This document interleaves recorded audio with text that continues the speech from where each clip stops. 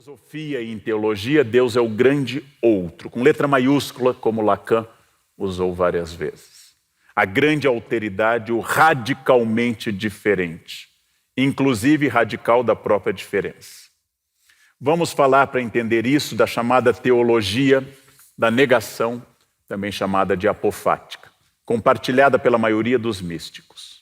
Quando um ateu diz Deus não é, Deus não existe, um místico apofático, ou seja, da negação, diz você tem razão, porque Deus não é e não existe, porque ser e existir é próprio dos seres. Ele não é o mais poderoso dos seres, ele está além da ideia de poder. Ele está além de toda a compreensão. Deus não é amoroso, porque ele é maior do que o amor. Ele está distante da esperança, está distante da caridade, mas pode suscitar esses sentimentos. O ateu e o místico esbarram no mesmo ponto. O místico sente Deus sem conseguir defini-lo. O ateu não sente.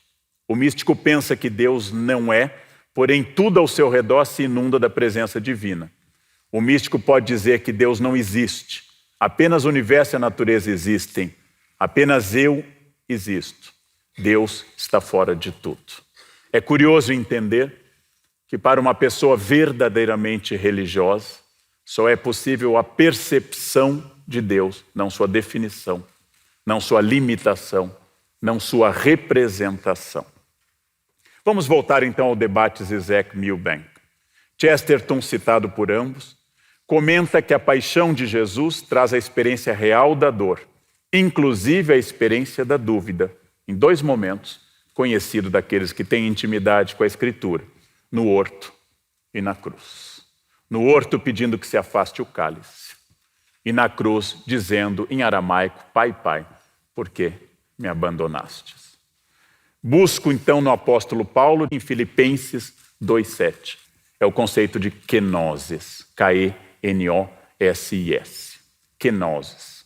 Cristo esvaziou-se, kenosis, em grego, tomando a forma de servo, expressão de Paulo, feito semelhante aos homens. Não atente cada um para o que é propriamente seu, mas cada qual também para o que é dos outros. De sorte que haja em vós o mesmo sentimento que houve também em Cristo Jesus, que, sendo em forma de Deus, não teve por usurpação ser igual a Deus, mas esvaziou-se a si mesmo, tomando a forma de servo, fazendo-se semelhante aos homens. E achado na forma de homem, humilhou-se a si mesmo, sendo obediente até à morte, e morte de cruz. É Paulo que diz, Cristo esvaziou-se, para que pudesse surgir Jesus. Cristo esvaziou-se da divindade, tornou-se verdadeiramente homem, abrindo mão da divindade, a kenosis absoluta. Isso nunca tinha acontecido em nenhuma outra religião, não houve em nenhuma após isso. O cristão também deveria praticar, segundo o apóstolo, a sua kenosis. Esvaziar-se do meu ser egoísta, limitado, medroso, avarento, cheio de luxúria, e esvaziar-me dessa humanidade e ser preenchido por Deus. Essa é a kenosis humana, dizem todos os teólogos medievais. Quando eu não for, Cristo será. Quando eu deixar de ser, Cristo será. Já não há a mim, apenas Cristo vivo em mim. Essa é a ideia de Paulo e de toda a teologia medieval. É curioso comparar uma dupla kenosis, Jó e Jesus. O livro de Jó é um dos mais antigos do Antigo Testamento. Ambos, Jó e Jesus, sofreram, experimentaram o abandono. Ambos começaram muito conformados e cheios de certezas, e de repente, ambos pediram um amparo divino. Ou seja, Jó, que é famoso pela paciência, mas quem já leu esse texto sabe que em determinado momento Jó pede arrego. 3 amigos, a esposa, uma doença de pele, a perda de 10 filhos e de todos os bens abala um pouco a experiência humana. Depois de ter dito várias vezes, Deus dá e Deus tira, bendito seja o nome do Senhor, Jó começa a duvidar. E é preciso que o próprio Deus apareça a ele, que seja introduzido um quarto amigo que vai explicar exatamente que o plano de Deus não é acessível a ele. Jó é o humano que precisa sofrer para se preencher de Deus ao final. Jó é o humano a quem Deus permite que o diabo, o divisor, o tentador, que na tradição judaica não é inimigo de Deus, mas uma contraprova do plano divino, o demônio vai tentá-lo, atingindo seu corpo, seus bens e sua família. Ao se tornar radicalmente sofredor, Jó passa pela quenosis e se torna radicalmente religioso. E tem tudo restaurado. Jó se esvaziando da humanidade para atingir Deus. Jesus é o Deus que se esvazia da divindade para atingir o humano e depois se reintegrar a Deus, trazendo a humanidade plena ao centro da Trindade. Dupla kenosis do sofrimento, da experiência de transformação.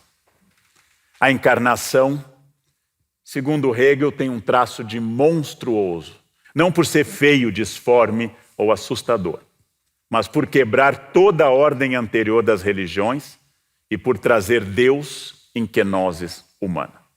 Diz Zizek, é por isso que a diferença entre substância e sujeito tem de se refletir ou ser inscrita na própria subjetividade, como a lacuna irredutível que separa os sujeitos humanos de Cristo, o sujeito monstruoso mais que humano. Hegel não pensava apenas em discursos, pensava que poderia haver uma verdade. E essa é parte da busca hegeliana. As religiões de hoje vão bem. Elas têm força política, potência econômica e presença midiática maior do que há 50 anos. Há 50 anos eu poderia duvidar, em 1968, no apogeu da influência da contracultura, no apogeu dos choques da Rua Maria Antônia, no apogeu do movimento hippie da Guerra do Vietnã, que as religiões estavam ultrapassadas. Anunciava-se de novo o que se anuncia de tempos em tempos, a morte de Deus, que é um tema famoso no século XIX e XX. O grande fenômeno de hoje não é o esvaziamento das religiões, que vão bem, obrigado. Não é o fenômeno da morte de Deus que foi superada. O grande fenômeno atual é a customização da fé. Se eu disse que parte da filosofia abandonou a ideia de uma verdade fora do discurso, parte dos religiosos abandonou a existência de um Deus fora da sua própria biografia. O que significa isso? Ao invés do esvaziamento humano para o preenchimento da plenitude divina, vou dialogar aqui naturalmente com o cristianismo por ser dominante no Brasil, há um esforço da minha subjetividade me preencher, dos meus desejos, da minha consciência. Como funciona essa anti-kenosis? Se eu quero prosperidade, Deus também quer. Se eu quero que meus inimigos pereçam, Deus abençoa. Deus sempre quer o que eu quero. Deus nunca me contraria. Nunca pensa diferente de mim. Nunca realiza o terceiro dos 7 pedidos encontrados no Pai Nosso. Seja feita a vossa vontade, assim na terra como no céu. Sempre realiza, eu apoio a tua vontade, fiel, assim na terra como no céu. Essa categoria de Deus mereceria o título de amigo imaginário. Ou seja, ao invés de eu pensar no radicalmente outro, no radicalmente oposto a tudo que existe, eu vou pensar no radicalmente eu, a anti-kenosis. Não estou assumindo o papel dos profetas do Antigo Testamento ou dos moralistas cristãos, especialmente da Idade Moderna. Aponto a incoerência entre o plano divino e o humano, entre o texto sagrado e a minha biografia, ou, como quer Agostinho, entre a cidade de Deus e a cidade dos homens. O que eu indico é bem mais grave e é típico de um mundo líquido, de uma fé líquida, de uma religiosidade contemporânea. A história da revelação judaico-cristã, todos sabemos, é a história da falha humana. Do pecado de Adão ao de Davi. Errar nos faz humanos, errar nos faz históricos. A Bíblia é o relato dos erros humanos em busca da verdade divina. Mas a nossa percepção de um Deus, de tal forma adaptado a mim, customizado, de um Deus anti-kenosis, que temos que pensar se isso se trata de uma fé ou de uma adoração do próprio Narciso. Se trata de uma fé ou de vaidade tornada a Deus. A customização de hoje, ela afastou a noção de erro pelo efeito da kenosis humana. Publico com a mesma tranquilidade uma mensagem com mãos em prece, um trecho de um salmo, preferencialmente o 23, o Senhor é meu pastor, um versículo edificante da Bíblia, conhecereis a verdade vos libertará, João 8,32, e logo abaixo, um insulto violento aos meus adversários políticos. O meu Deus está ao meu lado e eu sou o profeta dele. Eu falo em nome dele. E tudo o que eu disser vem do bem, do bom. E os outros são o erro. Formal e retoricamente, muitos dizem, sim, somos todos pecadores. Mas vivem com intensidade esse preceito paulino, que é uma das origens da reforma luterana. Minha fé me salvou. E fazem uma nova interpretação do princípio que só a fé salva. Se minha fé já me salvou, eu estou salvo, posso fazer o que eu quiser, inclusive pregar o ódio nas redes sociais. É a extrema customização que une significado e significante da minha vida dentro do cristianismo. O espaço da dor, a dimensão trágica da existência, o eterno fracasso humano são redimensionados para um imenso eu superior que eu tendo a chamar de Deus. Que esse tipo de fiel chama da sua divindade e que eu chamo apenas de espelho melhorado de si. Ou seja, esse Deus não tem nenhuma relação com a divindade. Tem relação com a minha carência, com o meu desejo, com o meu sonho de onipotência. O Deus customizado tem um preço a pagar para existir. O Deus customizado das redes sociais deixa de ser Deus e a experiência do sagrado se dissolve nas práticas sociais. Minha prece é a publicação, é o post. Minha fé é uma mensagem. A resposta à oração são os likes.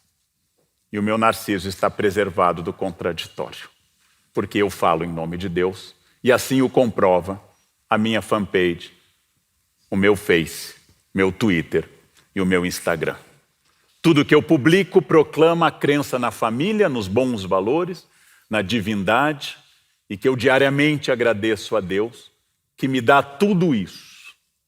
E naturalmente vou adaptando essa ideia da religiosidade à minha prática. Como é possível, eu pergunto, alguém gravar vídeo cheio de ódio, alguém gravar vídeo incitando ao ódio, falando da necessidade de destruir a dignidade humana, de incitar a violência e, ao mesmo tempo, posar de defensor dos preceitos evangélicos? Molière, o autor francês do século XVII, criou a personagem Tartufo, o santarrão cheio de mentiras e maldades, que, à maneira dos fariseus, possui somente aparência religiosa, mas está destituído de qualquer kenosis do divino em si. Só que Tartufo, na peça de Molière, sabe que é cínico.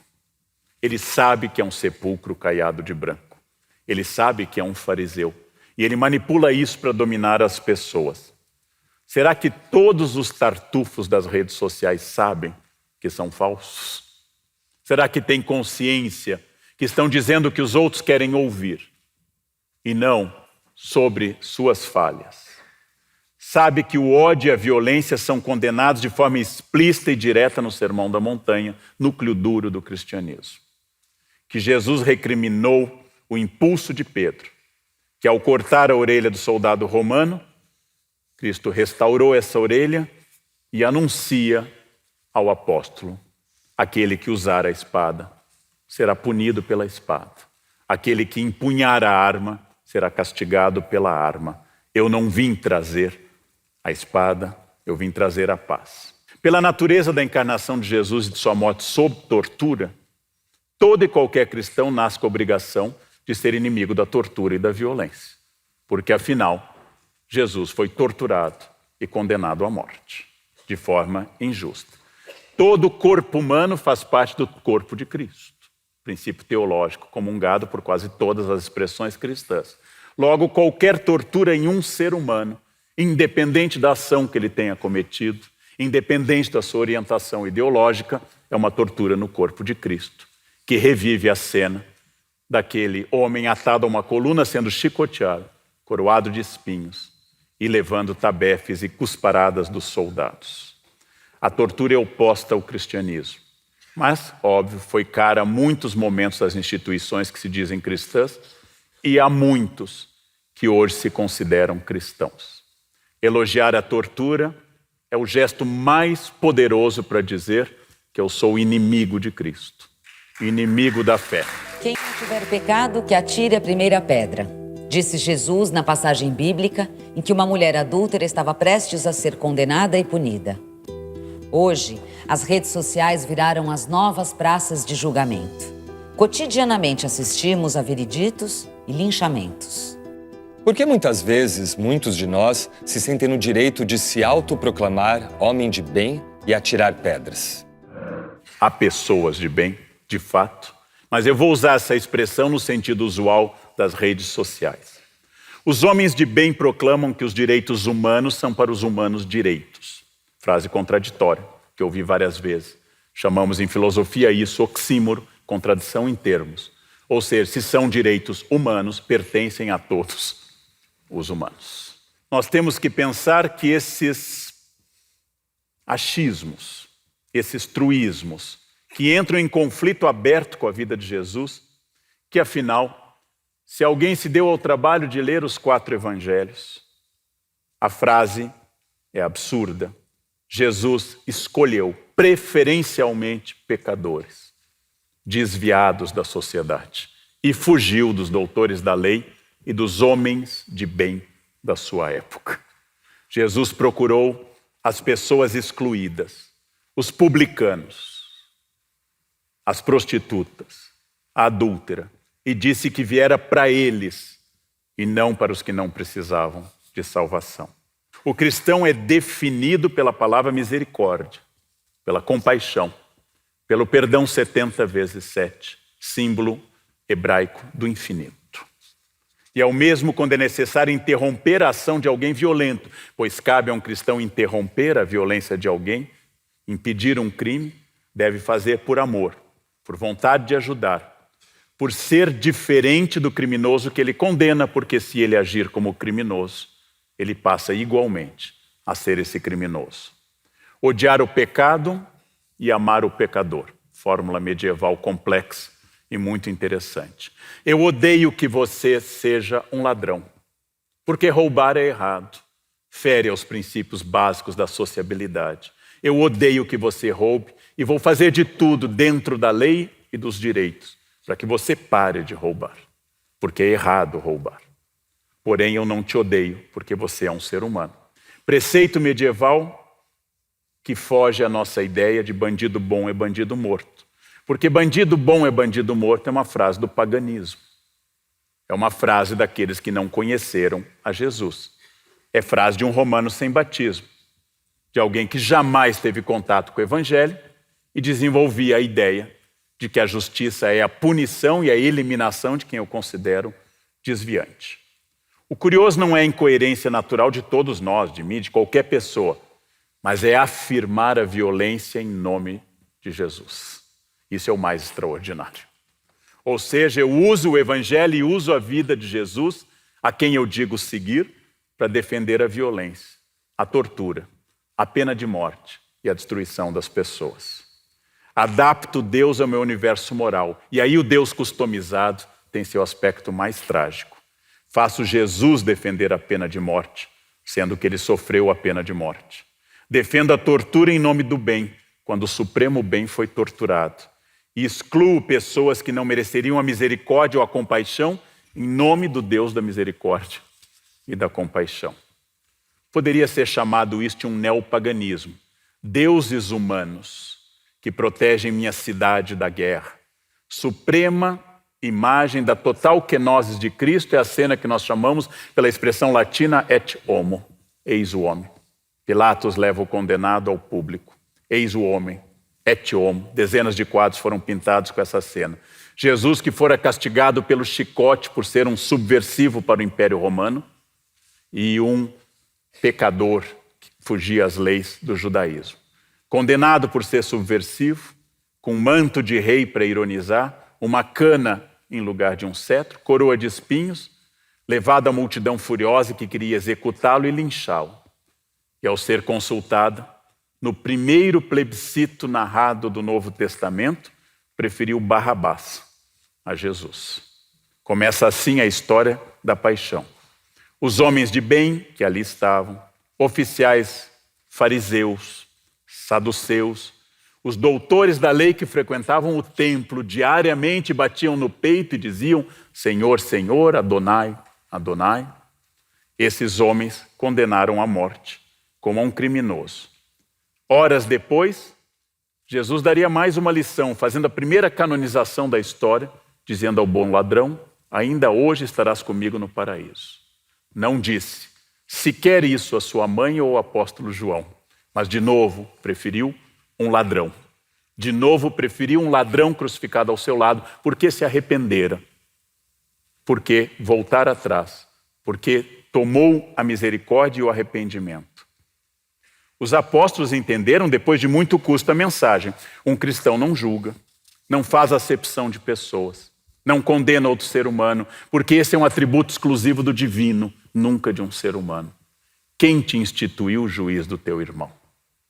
Eu tenho que perdoar as ofensas, porque é a condição para que Deus me perdoe. Tomemos um exemplo do Atos dos Apóstolos. O apóstolo Filipe batiza um eunuco.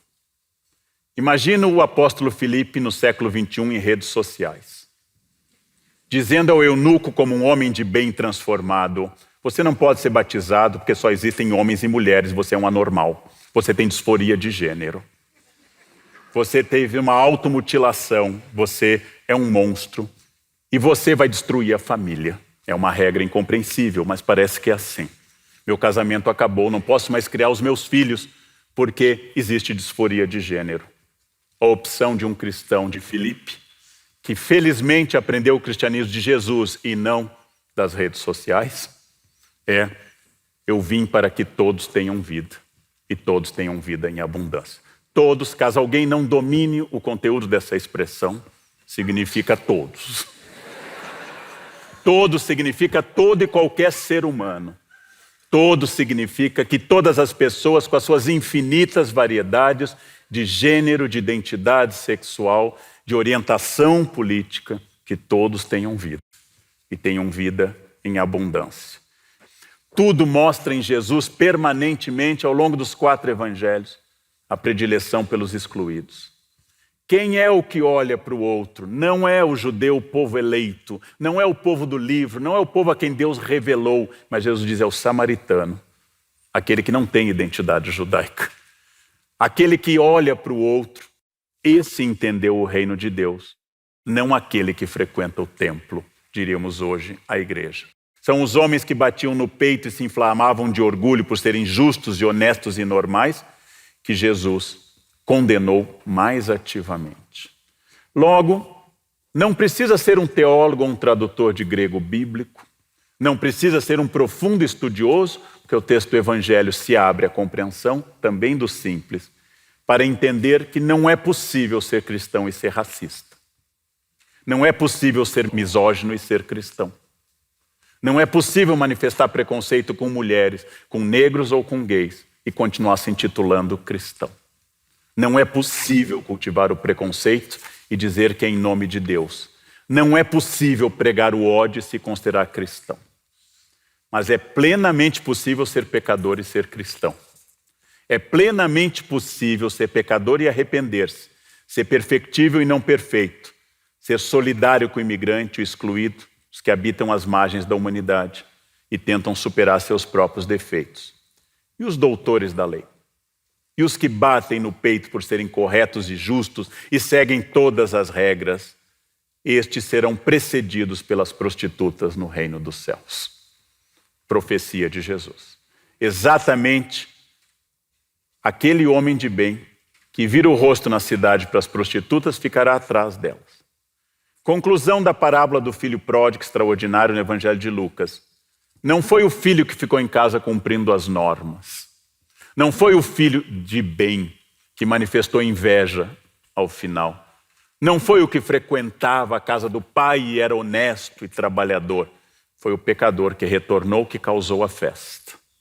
O filho dito bom é ressentido, amargo na virtude, voltado a um sentimento de fazer o bem apenas para agradar e não porque é bom, apenas para mostrar e apenas para publicar. Hoje fui à missa, kkkk. Esse é o filho que ficou. O filho pródigo, o pecador que gastou os bens do pai, teve festa. O filho de bem, uma recriminação.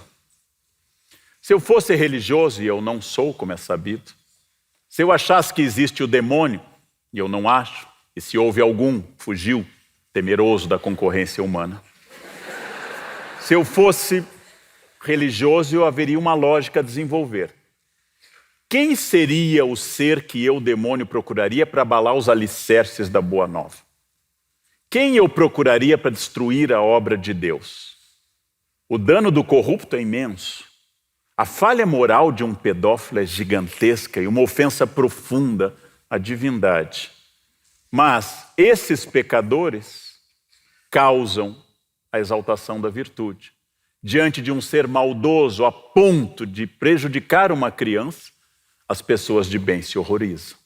No fundo, esse pecador terrível, continua sendo terrível, reforça a virtude nas pessoas, exatamente com o seu erro. Não seria ele que eu procuraria. Eu procuraria o homem de bem, o fariseu batizado. Porque os pecadores declarados provocam reações morais e desejos de virtude ao mostrarem seus caráteres hediondos. O homem de bem, que proclama em nome de Deus que é eleito e amado pelo Criador, é esse que destrói a mensagem cristã. Se existe um demônio inimigo do plano divino, ele estaria ao lado daquele que em nome de Jesus fica rico, em nome de Jesus incita o ódio, e em nome de Jesus defende a tortura. Este é o verdadeiro filho do demônio, é o verdadeiro mal.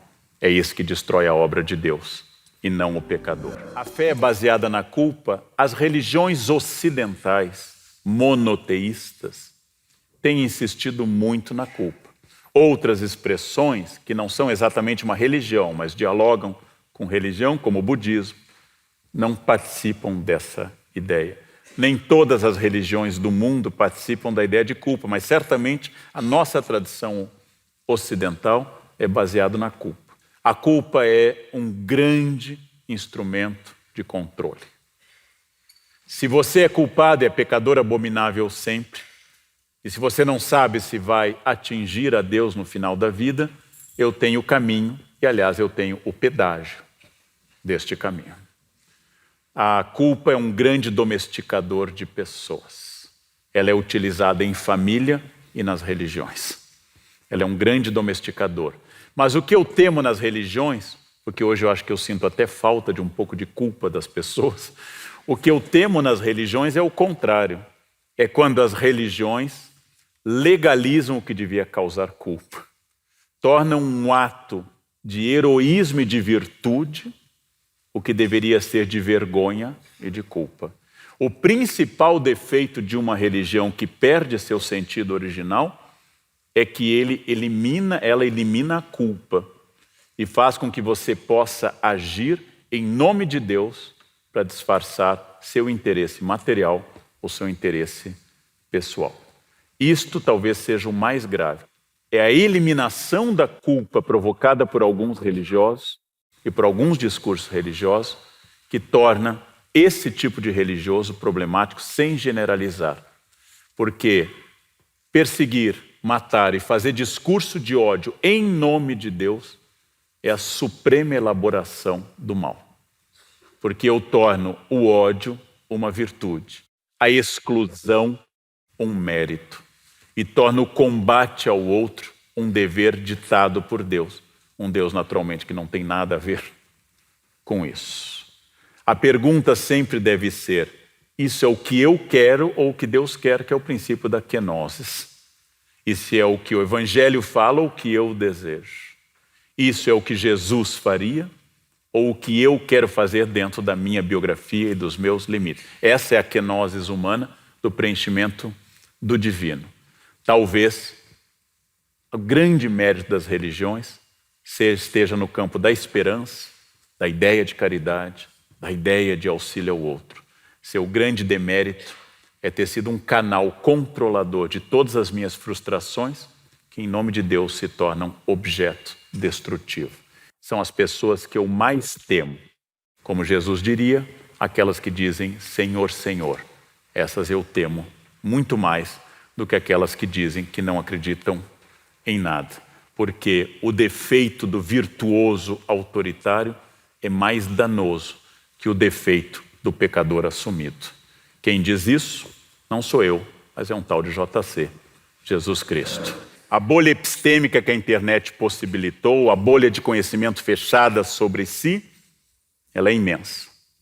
Ela constitui o meu grupo, os iguais a mim, que ao frequentarem a minha rede social, reforçam que eu estou certo. E eu, na minha insegurança, digo, tem que matar esse tipo de gente. Eu procuro outros que dizem, sim, tem que matar. Se todos dizem que eu estou correto, fico satisfeito na minha vaidade e me torno ainda alguém conversando comigo mesmo na figura dos outros, que compartilham meu WhatsApp, meu grupo do Face. Sou eu a falar e sou eu a escutar a mim. O grupo pode ter 10 mil pessoas, porém eu só falo e só escuto aquele que é igual a mim e bloqueio e excluo o que é diferente, garantindo a plena potência do meu eu e o pleno isolamento da minha certeza. Talvez isso explique que tudo deva se adaptar a essa bolha, inclusive Jesus. Todos devem falar a minha língua, porque afinal eu sou o caminho, a verdade e a vida. Sou religioso na retórica e pagão na atitude. Sou cristão na formalidade e completamente adversário do cristianismo nos atos. O bárbaro para Grécia e Roma era o que habitava fora das luzes da civilização e não falava latim e grego. O novo bárbaro é aquele que prega a destruição do outro como meta, a eliminação, calar a diferença. E a violência é a resolução dos problemas. Sendo culto ou não, não admite que sua maneira de ser e pensar possa ter uma alternativa. O bárbaro é o que lida mal com a alteridade. Obviamente, é o inimigo da civilização. A sociedade civilizada é aquela que, sendo indígena, quilombola, urbana ou universitária, ou qualquer uma, entende que a diferença é saudável e que a tolerância ativa é o único caminho de qualquer sociedade. Os que se opõem a essa ideia são os novos bárbaros, são aqueles que querem destruir a civilização. O crescimento do valor do indivíduo tem raiz no Renascimento, na Ilustração e no Romantismo. A primazia do eu encontrou seu terreno mais fértil na internet, seu sólido úmido e aquecido para germinar. A capilarização que as redes possibilitam podem ser lidas, como eu já disse, em várias ocasiões, como a vitória do narciso ou da sua fragilidade máxima, já que eu preciso de sua curtida para saber se a minha vida tem sentido. Tanto a debilidade narcísica como sua hipertrofia submetem tudo à rede. Você precisa dizer se minha vida vale a pena, dando seu like. Porque eu não tenho certeza que ela vale a pena. Ou eu tenho tanta certeza que acho relevante que eu publique incessantemente que eu acordei, que eu comi, que eu andei, seguido de kkkk. A necessidade de bolhas epistêmicas pode fazer nascer a fraqueza ou a força da subjetividade. Uma leitura linear, sem excesso de subjetividade do Evangelho, pode derrubar as convicções dessa bolha epistêmica. O mesmo ocorre com o clássico da literatura e das obras de filosofia. Não existe leitura neutra. Não existem dois leitores que leram o mesmo livro. Sempre a subjetividade. Mas isso é diferente de dizer que tudo é interpretação e tudo é subjetividade. Meus amigos podem ter razão e meus inimigos também, porque eu não sou a razão. No jogo tenso e dialético entre a verdade objetiva e a minha, entre a verdade fora de mim e a minha, flui parte do contraditório, que anima o mais ambicioso programa que jamais foi criado pela humanidade, que se chama democracia. Na democracia, as alteridades podem conviver sem necessidade de eliminar o outro. As democracias trazem para o primeiro plano a alteridade, a divergência e o pensamento diferente. No jogo democrático, as suas imperfeições enormes, eu trago para a luz pública as sombras.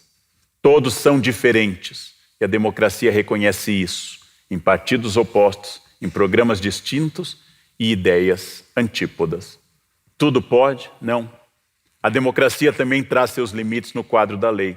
Todos podem pensar diferente sobre tudo, mas não cabe a ninguém defender o racismo, a misoginia, a exclusão da cidadania de qualquer brasileiro. Todos são iguais perante a lei, mas a tortura na nossa Constituição é um crime hediondo, é ilegal, inconstitucional e inaceitável. A lei prevê punições para quem se torna um risco social, mas sem destruição do indivíduo, sem tortura, sem violência efetiva, para que os agentes da lei não se tornem também eles criminosos. De sinal trocado. Existe uma maneira religiosa de conviver com a diferença, e eu tentei demonstrá-lo. Existe uma maneira laica e jurídica de conviver com as diferenças, e eu a trouxe à tona. No Estado democrático de direito que vivemos, sabemos todos que há limitações, que ele é problemático, que ele é complexo, contraditório, mas é o único espaço para a convivência da diferença.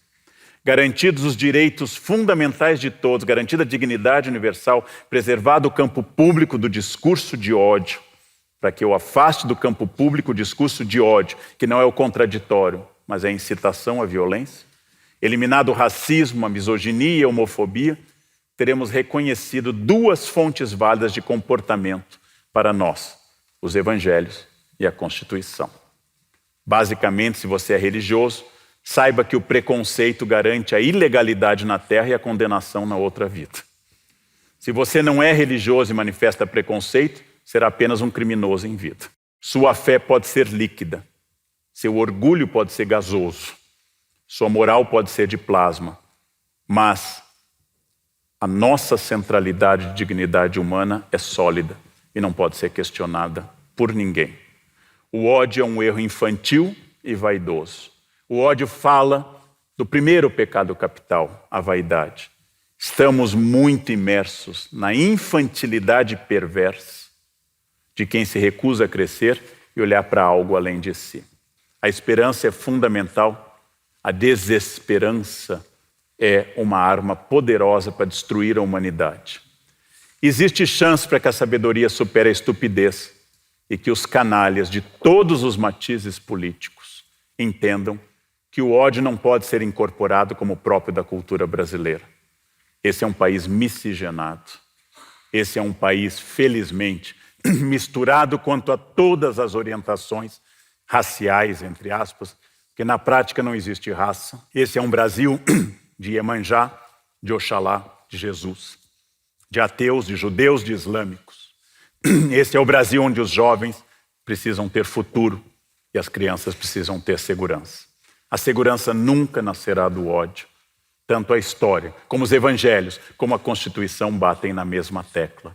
Quem usar da espada perecerá pela espada.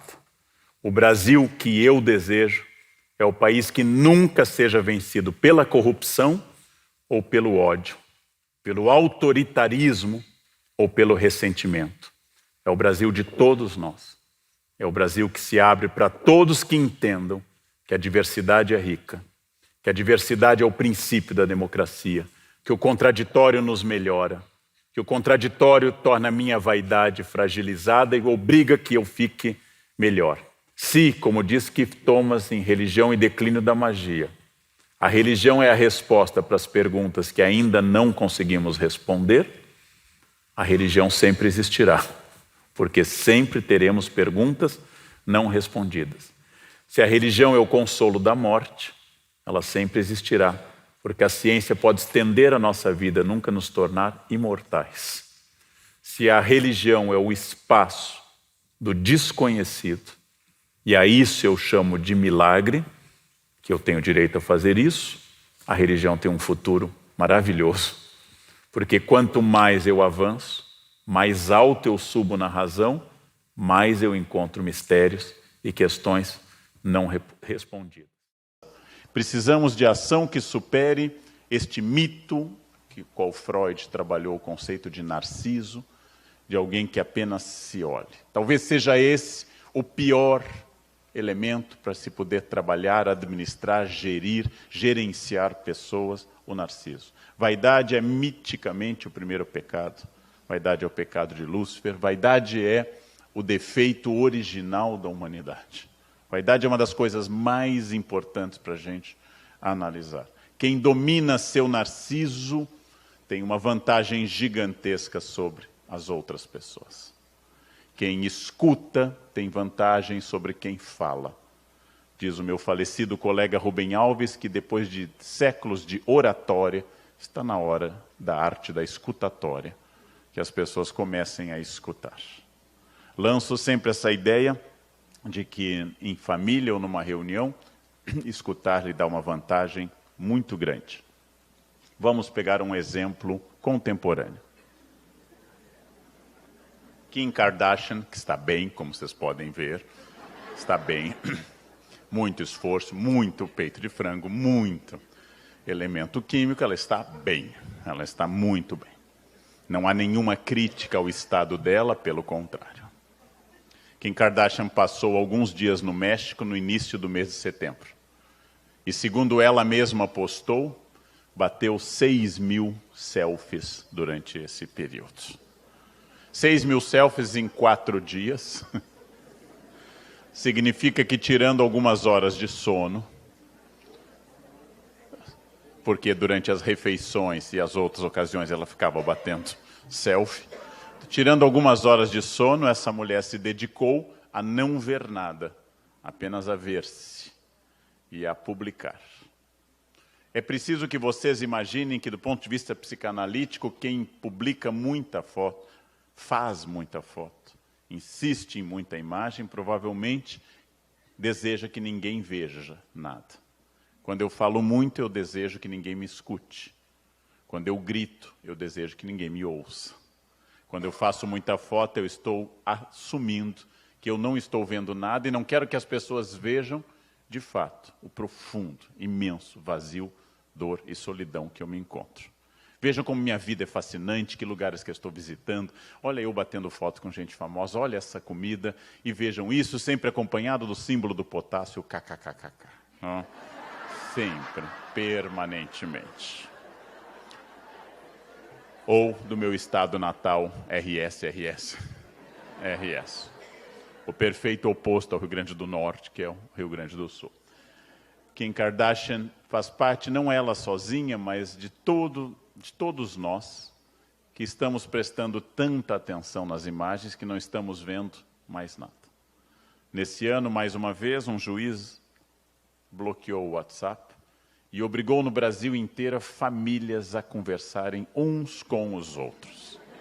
Houve casos de filhos que foram obrigados a trocar palavra com a própria mãe durante o jantar, gente. Chegamos ao ponto de casais conversando um com o outro. Foi um caos nacional, mas passou, já estamos livres desse problema. Tirar uma foto de si num momento que eu considere relevante é algo interessante, eu faço muito isso. Tirar uma foto para que os outros vejam é sinal de que meu narciso precisa do esforço alheio, ele precisa que o outro diga se minha vida vale a pena. Quando eu estou mostrando minha família e minhas viagens, eu preciso que o outro diga, porque eu não tenho mais noção se a minha vida vale a pena. Eu preciso registrar todos os momentos. Aqui é a corrida de touros em São Firmino, no qual essa prática histórica, um pouco duvidosa, de correr de touros pelas ruas do norte da Espanha, ela provoca acidentes, porque as pessoas agora têm que correr e fotografar. E o touro, ele é bastante resistente àquele momento de parar e sorrir para a foto. Eu não tenho notícias do resultado final da foto. Sei apenas que o celular se salvou, né? Porque há a foto. Essa foto no alto do prédio mais alto de Dubai, cometendo essa ilegalidade e essa temeridade. Mas significa uma coisa importante que eu queria ressaltar. Quando eu subo no prédio mais alto do mundo, em Dubai, que tem quase 1 quilômetro de altura, e ao invés de olhar a paisagem que perde de vista no deserto, onde eu estive 2 vezes esse ano, e bato uma foto apenas olhando para mim e para a rede, eu perco a capacidade de ver o mundo ao redor. E perco a capacidade do momento. E passo a achar que o importante é isso. Tendo o Rio de Janeiro aos meus pés, uma das mais belas paisagens deste país, dentro de uma imagem bonita de Art Deco, inaugurada em 31, que é o Cristo Redentor, eu coloco o meu rosto na frente de tudo isso. Estou aqui, kkkk. Né? Hashtag subir no Cristo, né? Alguma coisa assim. O futuro considerará isso uma doença muito grave, típica do início do século XXI, como foi a tuberculose no 19 ou a peste negra no 14. O selfie. Será considerado uma doença específica da nossa era e que pouca gente se dava conta de que esse mundo virtual está provocando uma coisa. E lembrem, ferramentas são neutras. Um martelo é uma ferramenta poderosa para bater um prego, ou é um instrumento de homicídio.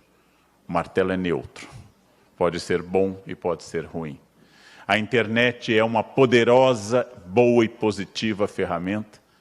Eu que fiz minha dissertação de mestrado em máquina de escrever, calculando a margem direita. Eu considero o computador uma maravilha. Eu que tinha que corrigir erros com liquid paper e errorex. Eu que tenho esse mantra SDFG, C cedilha LK, JH na cabeça. Eu que fiz provas com mimeógrafo. Eu que dei anos de aulas com retroprojetor. Considero o PowerPoint uma maravilha. Mais prático, mais rápido, mais dinâmico. A técnica é boa. São as pessoas atrás da técnica que tornam ela problemática. Um automóvel é muito bom. São as pessoas que dirigem que o tornam um instrumento de morte. Então aqui não vai nenhuma crítica à internet, mas à humanidade que a utiliza. Não vai nenhuma crítica a computadores. Não vai nenhuma crítica à vida digital, desde que eu entenda que um amigo digital é um fantasma de fótons e elétrons, que não pode substituir um amigo real. Desde que eu entenda que a minha vida não está ali, que o like não produz afeto, e que se eu tiver 10 mil likes na minha foto, eu continuo uma pessoa solitária.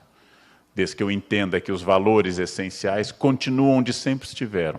Família, amigos e trabalho. Só. Sempre. E a internet pode ser muito boa. Eu não existo mais sem o Waze. Não vou à padaria em São Paulo sem o Waze. O Waze é meu pastor.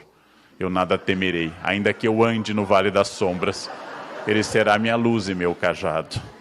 Eu não sei fazer nada sem o Waze. O Waze é muito bom, desde que eu entenda que isso são ferramentas para eu existir e não objetivos de vida. É preciso restaurar essa questão, porque volta ao Narciso.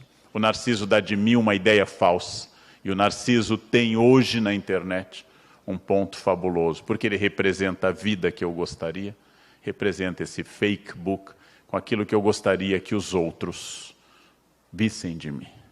É este o problema que eu tenho tocado. E um líder narcísico, um funcionário narcísico, ele não serve para trabalhar em grupo. Ele é uma pessoa que só serve para si. Porque o narcisismo é um tipo levado a esse extremo de dor. O orgulho é a fonte de todas as fraquezas, porque é a fonte de todos os vícios. Santo Agostinho, filósofo e teólogo. O orgulho faz parte da natureza humana desde sempre. Mas será que ainda é visto como o maior dos pecados, a fonte de todos os vícios? O pecado do orgulho é atribuído na tradição judaico-cristã ao pecado de Lúcifer, aquele que era o mais belo dos arcanjos, mostrando, por exemplo, o risco da beleza. Provavelmente a ideia primordial de Lúcifer, do demônio, Satã, é que foi o primeiro ser da criação que trabalhou a ideia do eu em detrimento de nós. Ao se olhar no espelho e se achar bonito, o arcanjo portador da luz, Lúcifer, um nome lindo, ele se achou bonito. E ao se achar bonito, se achou mais do que os outros. E se achou individuado, se achou um indivíduo, se achou à parte, a ponto de ter dito eu. E ao dizer eu, ele quebra o ritmo da criação que tinha sido concebida como nós. Todos os seres criados eram nós. E Lúcifer se tornou eu. Ao se tornar eu, se tornou tão pesado que caiu, segundo uma tradição, no Golfo de Nápoles. Como caíste do céu? Ah, estrela da manhã, filho da alva. Como foste lançado por terra, tu que debilitavas as nações. Tu dizias no teu coração, eu subirei ao céu. Acima das estrelas de Deus exaltarei o meu trono e no monte da congregação me assentarei nas extremidades do norte. Subirei acima das mais altas nuvens e serei semelhante ao Altíssimo. O combate do príncipe dos demônios com os 2/3 dos anjos que restaram fiéis a Deus foi liderado o combate dele contra Miguel. E Miguel sugere a Lúcifer com seu nome, uma tradução hebraica bonita, Michael. Miguel grita um dos nomes de Deus, El, quem como Deus? Michael. Quem pode ser como Deus? É a origem do nome Miguel. Miguel luta contra Lúcifer. E na ideia de Milton, no grande poeta do século XVII, Paraíso Perdido, uma passagem belíssima em que o demônio cai no inferno vencido por Miguel e é perguntado pelo seu auxiliar, que triste, não? Nunca mais o céu, e ele diz a frase que nos seduz até hoje: eu prefiro senhor do inferno que escravo no céu. É uma vaidade universal. Funda-se a história, ou seja, o período em que há transformações na mitologia bíblica a partir do pecado de Lúcifer. Já que os outros pecados, a desobediência de Adão e Eva, o homicídio de Caim, são todos pecados posteriores a este pecado inicial. O pecado em que eu me considerei superior e tomei minha própria iniciativa. Num dos livros pessimistas da tradição do Antigo Testamento, o livro de Eclesiastes, lemos logo no capítulo 1, versículo 2, dizendo: Vaidade das vaidades, tudo é vaidade. Que proveito tira o homem de todo o trabalho com que se fadiga debaixo do sol? Uma geração vai e outra geração vem e a terra sempre permanece. Toda palavra enfadonha. Ninguém é capaz de explicá-la. O olho não se sacia de ver, o ouvido não se farta de ouvir. O que foi, será. E o que se fez, se tornará a fazer. Nada há de novo debaixo do sol. A ideia do Eclesiastes é a seguinte: não importa a experiência que eu tenha, ela é insuficiente. O grande tema do Fausto do Goethe: não importa que eu tenha, é insuficiente. Não há viagem que seja a única e definitiva, eu quero mais. Não há sexo suficiente, tudo é passageiro. Passada a sensação de prazer, os budistas já advertiam, vem a necessidade de novo. E vindo a necessidade de novo, eu preciso novamente do prazer. Então, tudo é vaidade, tudo é assombração, tudo é representação, tudo é absolutamente fora. Por quê? Para os religiosos, a vaidade é um desvio no qual eu amo a um ser criado, no caso eu. Ou minhas virtudes, como se elas fossem minhas. Como se para ser bonito, inteligente, rico, ágil, forte, influente, carismático, eu tivesse lutado por isso. Quando, na verdade, segundo os religiosos, isso me foi dado por Deus como um talento para ajudar os outros. Ter orgulho da inteligência dada por Deus constitui o pecado da vaidade, posto que eu a ganhei pronta e me afasta do amor ao Criador. Essa é a ideia dos religiosos, essa é a ideia que aparece nos textos religiosos. Mas eu queria ir um pouco além da tradição religiosa, que é fundamental. Eu vou lembrar aos senhores uma vida de santo, um santo famoso, Santo Antônio, Santo Antão, que é um santo famoso da tradição dos anacoretas, dos santos que vão para a caverna e ficavam quase a vida inteira no deserto, jejuando, comendo gafanhotos, fazendo jejuns, comendo mel, tal como São João Batista, toda essa tradição do deserto.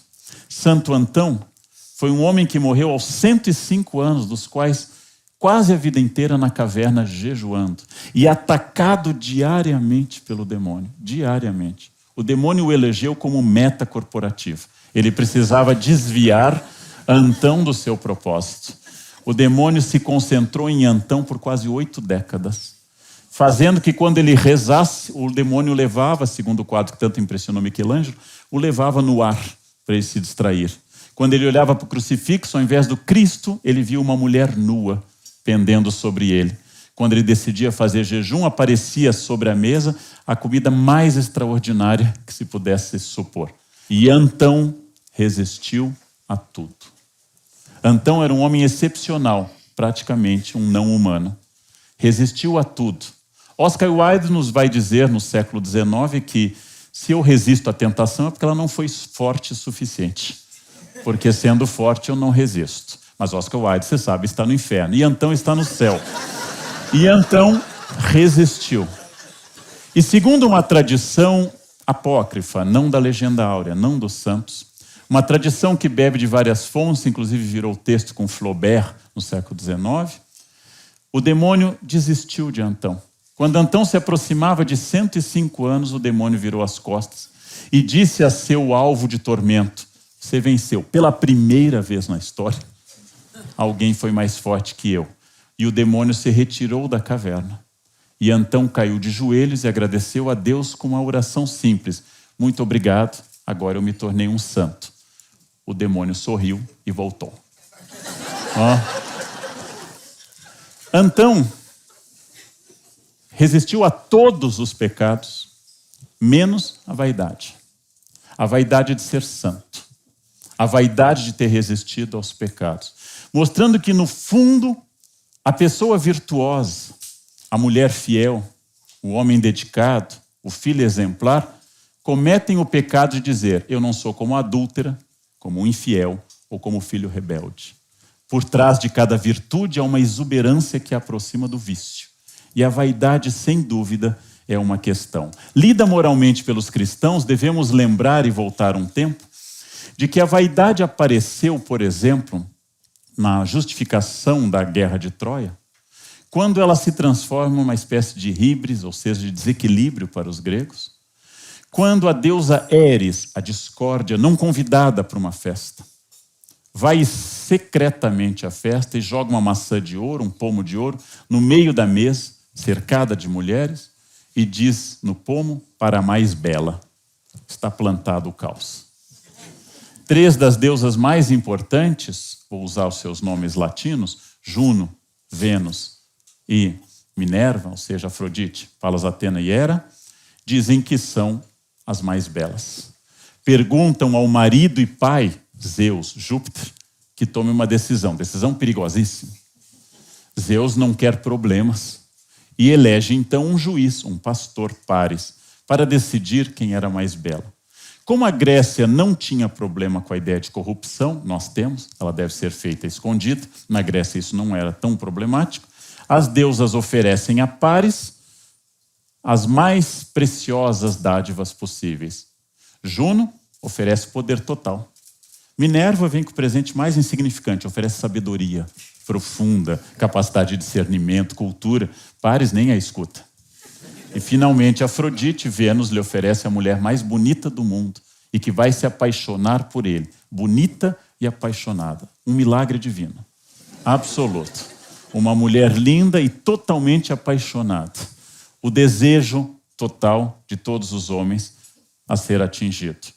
E Paris, então, declara que Vênus é a mais bonita, recebe Helena de Troia e começa uma guerra de 10 anos e um poema interminável que é a Ilíada. Ou seja, nós estamos diante de uma vaidade que atinge os deuses, já que os deuses gregos não são morais, os deuses gregos apenas são eternos, têm juventude eterna. Da mesma forma, tomando um outro caso da mitologia clássica, que é Aracne, pintada por Velázquez, representada várias vezes, Aracne é uma humana que tece tão bem que um dia cometeu a híbris, o desequilíbrio na sua vaidade, de dizer que tecia melhor que a padroeira dos artesãos, Palas Atena, ou seja, Minerva. Palas Atena ouviu e desceu à terra para tirar satisfações. Palas Atena diz para Aracne tecer, e Aracne tece algo extraordinário. Palas Atena sorri e começa a tecer como Deus. E Aracne vê que ela é boa para o padrão humano, mas que os deuses são melhores. Quando Aracne vê o seu engano, já é tarde. Palas Atena a pune, transformando em aranha, obrigada ao resto da eternidade a tecer, por causa da sua vaidade, de se achar superior aos deuses. Essa híbris, a vaidade, também é um erro na Grécia, mas não por um problema moral, mas por ser um desequilíbrio. Desequilíbrio que aparece, por fim, em mais um episódio mitológico importante. A rainha Níobe tem 14 filhos. E os filhos são muito bonitos. E um dia ela comete o disparate de se orgulhar como mãe e dizer: a rainha dos deuses, a grande deusa Hera, tem apenas 2 filhos. Eu tenho 14, eu sou muito mais. Chamou para a briga. Porque a rainha dos deuses encarrega seus 2 filhos, Apolo e Diana, excelentes arqueiros, de matarem um a um todos os filhos de Níobe. E na frente dela, todos os filhos são mortos. Os homens não podem se comparar com os deuses, porque os deuses são superiores. Os homens não devem pensar como Deus, porque Deus é eterno. É nessa tradição clássica e na tradição judaica que vem a leitura da vaidade. O grande pecado de se colocar acima dos outros, onde eu não possa estar. Mas talvez o mito mais rico da vaidade é um mito que vocês encontram, e bastante ressignificado por Freud, na ideia de Narciso. Narciso, vocês sabem, não poderia olhar sua imagem no lago. E quando ele a olhou pela primeira vez, se apaixonou por si. Ali estava definido um instrumento básico da vaidade, o espelho, o reflexo, onde a igreja medieval nos adverte que há um demônio dentro de cada espelho. Narciso não consegue mais tirar os olhos de si, Narciso fica inteiramente seduzido pela sua própria imagem, e a ninfa apaixonada por ele, Eco, só diz o nome dele e recebe de volta só sua voz. Narciso morre olhando a sua imagem. A vaidade é condenada na tradição grega por ser uma híbris, e é condenada na tradição judaico-cristã por ser uma falta de atenção ao Criador. Seja o que for, artifício ou natureza, isso que nos imprime a condição de viver da comparação com outrem faz-nos muito mais mal que bem. Privamo-nos daquilo que nos é útil para atender às aparências e à opinião dos outros. Não nos importa tanto saber o que é nosso ser em si e em efeito, quanto saber o que é ele para o conhecimento público. As próprias riquezas do espírito e a sabedoria nos parecerão infrutíferas se só forem desfrutadas por nós, se não forem produzidas para a vista e a aprovação alheia. Em todas as situações em que nos coloca a fortuna, comparamo-nos ao que está acima de nós e olhamos para aqueles que estão melhor do que nós. Confrontemo-nos com o que está abaixo. Não há ninguém que seja tão mal-aventurado que não encontre 1000 exemplos com que se consolar. É defeito nosso, antes, encararmos de má vontade o que se acha à nossa frente, do que de bom grado o que se acha atrás. Ou seja, a vida vivida para os outros, um dos pontos da vaidade. Diz Montaigne que o grande problema do mundo é a comparação. O grande problema do mundo é que, esse é um consolo maravilhoso, sempre há alguém mais feio do que eu. Sempre. Sempre. Sempre há alguém mais burro. Sempre há alguém mais pobre e mais infeliz. O nosso desgosto é que sempre há alguém acima, mais bonito, mais inteligente e que aparentemente é mais feliz. A vaidade nos joga a nos compararmos com os de baixo e a inveja nos joga para os de cima. E nesse jogo que eu vou tratar também da inveja num outro encontro, nós fazemos uma vida de comparações. É esta chave da natureza humana que leva o grande espanhol Calderón de la Barca a dizer numa peça uma frase complexa que eu vou repetir lentamente, porque ela é muito barroca, muito cheia de orações subordinadas. Diz Calderón: já sei que se para ser o homem escolher pudera, ninguém o papel quisera do sofrer e padecer. Todos quiseram fazer o de mandar e reger, sem advertir e sem ver que em ato tão singular aquilo é representar, mesmo ao pensar que é viver. É complicado. Agora eu vou ler em linguagem Diário da Tarde. Vamos lá. ele está dizendo assim: eu sei que se nós pudéssemos escolher a nossa vida, todo mundo escolheria de mandar e reger.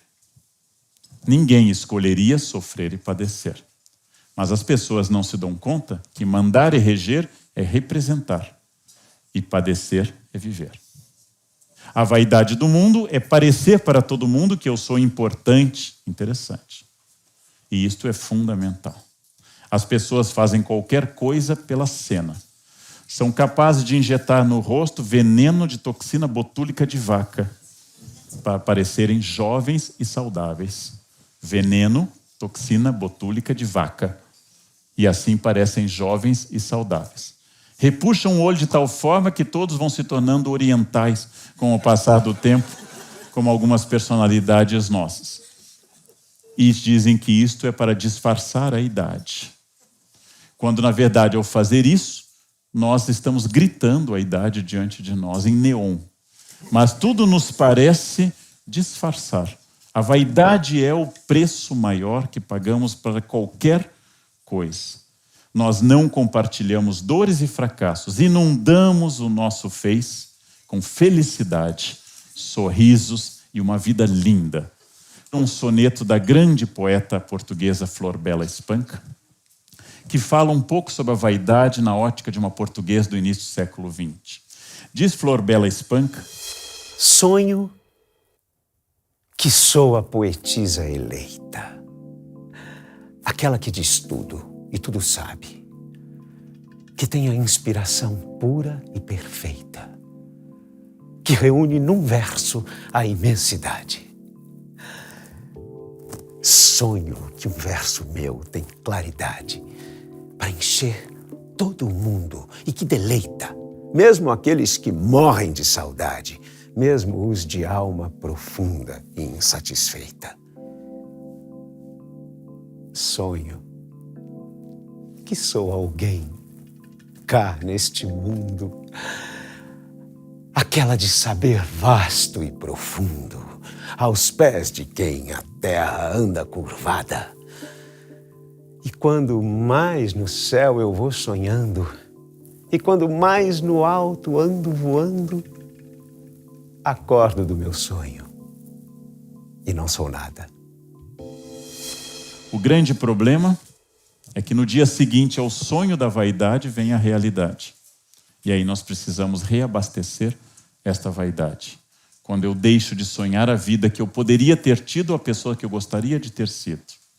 A arte tratou da vaidade muito tempo, atribuindo desde a Grécia o animal símbolo da Índia, que é o pavão.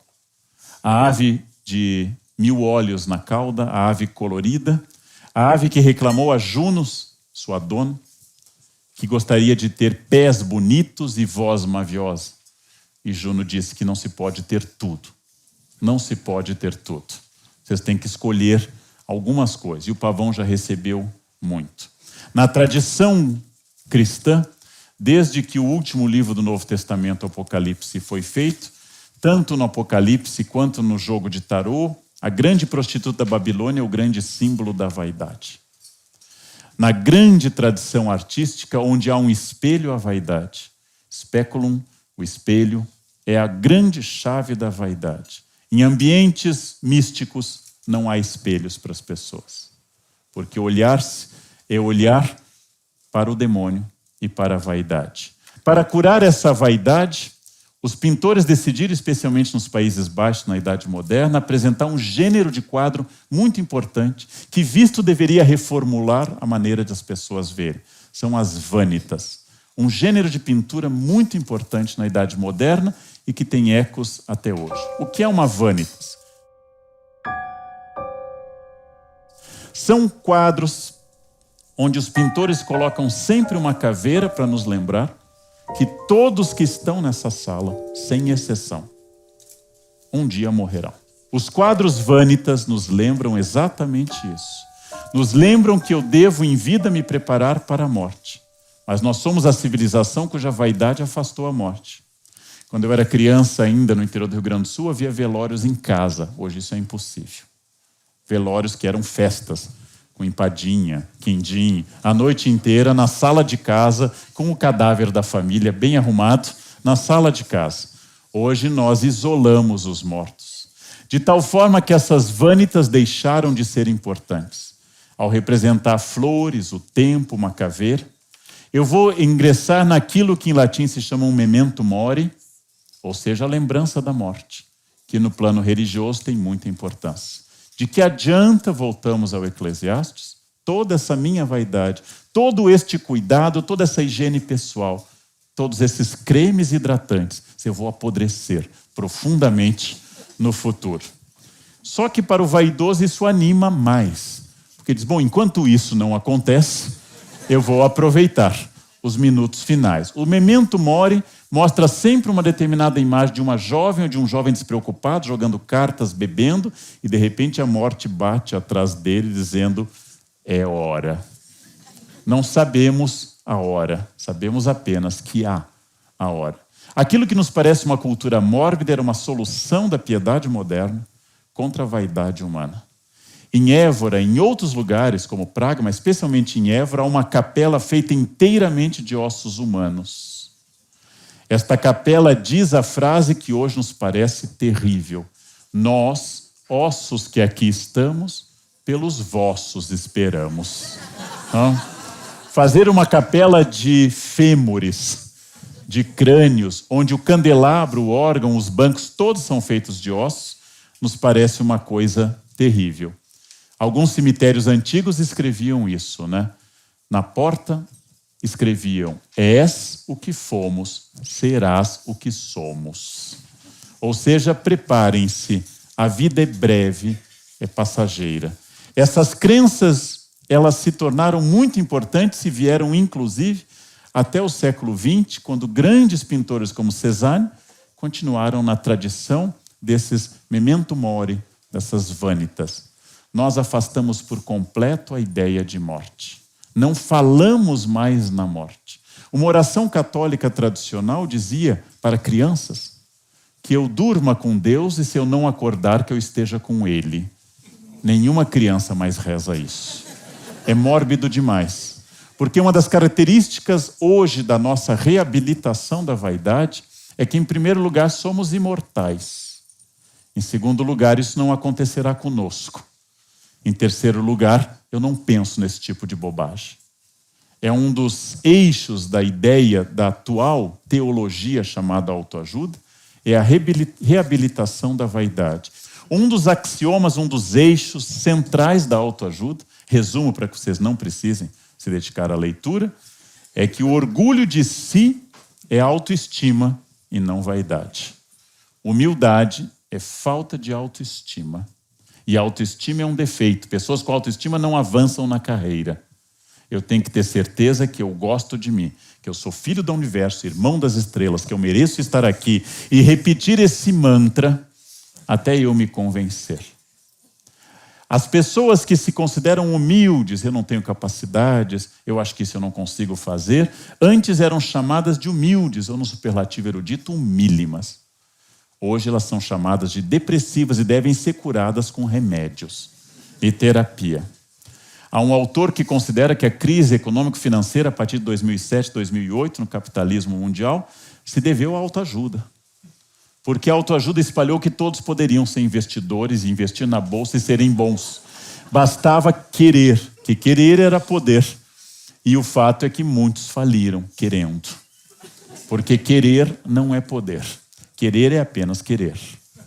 Poder pertence a uma outra categoria. Bem, a literatura de autoajuda parte de um axioma muito importante. Se eu não me amar, quem é que vai me amar? Ou usando uma coisa de uma profundidade epitelial. Eu tenho que me amar primeiro para alguém gostar de mim.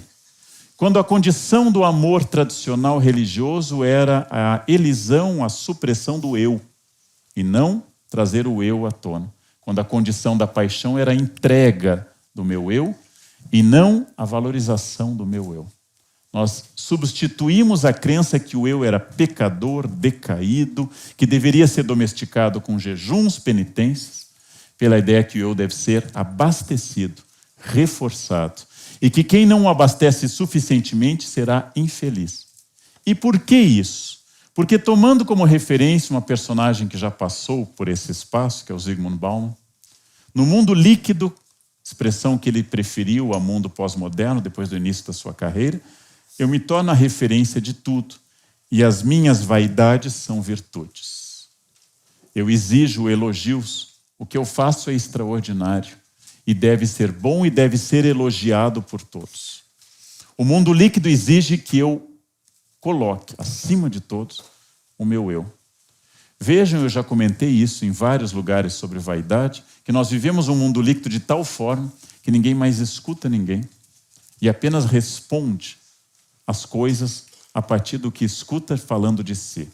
Então ficamos nessa... Estou cansado, eu também. Eu acordei às 6, eu acordei às 5. Eu tenho dor de cabeça, eu tenho um tumor. É uma concorrência permanente.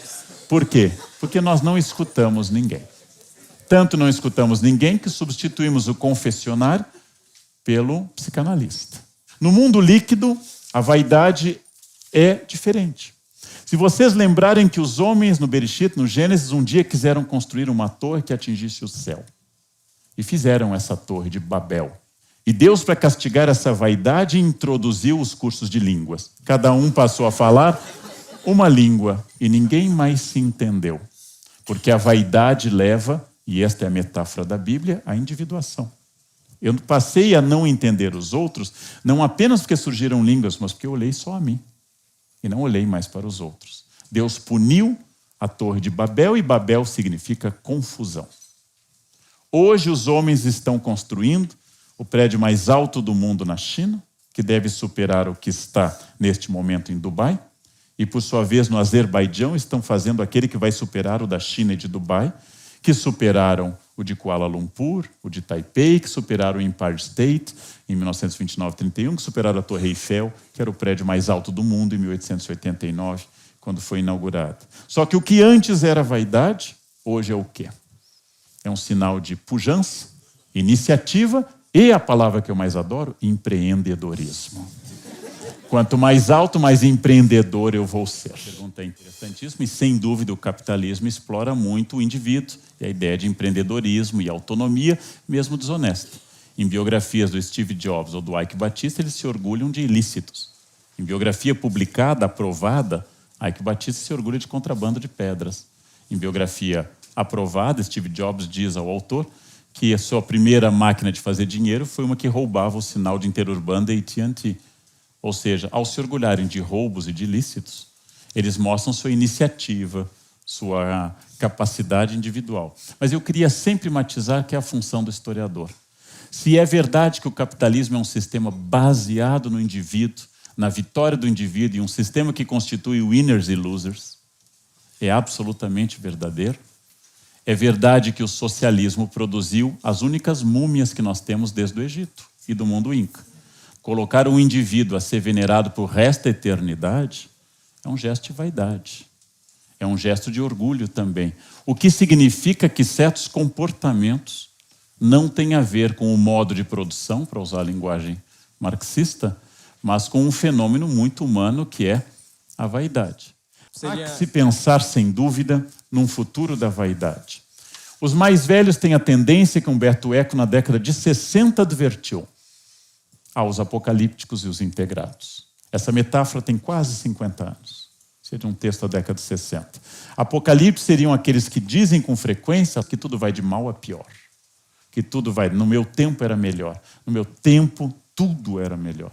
Hoje a decadência é total. E os integrados que lamentam que ainda não tem o iPhone 20. Os integrados são aqueles que amam a tecnologia, tudo vai melhor, tudo vai melhorar passo a passo. A grande questão é que instituímos uma vaidade agora como virtude e não mais como pecado capital. A humildade não pega bem. Durante algum tempo eu fiz entrevistas de candidatos a estágio e eu tinha que fazer uma pergunta clássica de entrevista. A pergunta mais clássica de entrevista: cite um defeito seu.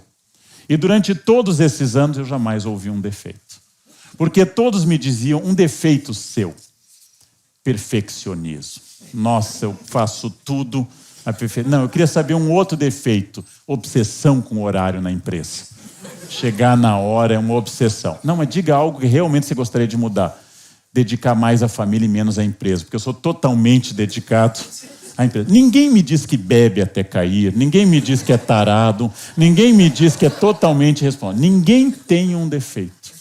Haja vista que num levantamento de uma revista semanal, todos os entrevistados disseram merecer o paraíso, mesmo condenados em prisão.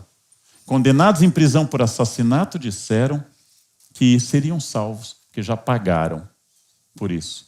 E há um mundo em que todos seriam condenados, em que a humildade era uma regra, surgiu um mundo em que ninguém mais é condenado e que a salvação é uma regra. De um Deus terrível de juízo final, que ficava nos tímpanos das igrejas góticas, como em Notre-Dame de Paris, a um Cristo do capítulo 25 de Mateus, ou pintado por Michelangelo na Capela Sistina, ao Cristo julgador, surgiu esse Buddy Christ, esse Cristo amigável, este Cristo simpático, este Cristo que fala comigo, este que é especial para mim, este que ressignifica uma relação de vaidade. Deus me entende. A crença na vaidade como uma nova virtude é uma questão que nos faz pensar bastante sobre o futuro. É cada vez mais difícil atribuir notas baixas a alunos. É cada vez mais difícil punir alguém por alguma coisa.